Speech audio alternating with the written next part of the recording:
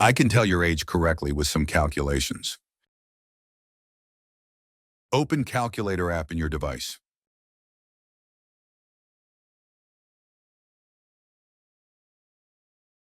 Done. Let's start. Select a number between 1 and 8.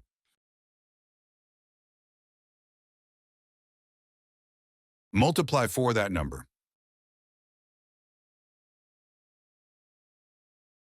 Add 10 to the answer. Multiply by 25 the answer.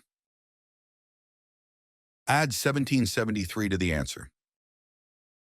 If you already had your birthday this year, add 1 to the answer.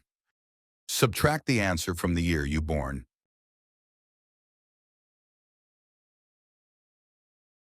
First digit is the number you're thinking, and the 2 numbers after that is your age. If this worked, comment as worked. Don't forget to subscribe, Learn Lab. If this worked, like this video. If you like to watch videos like this, just subscribe our channel.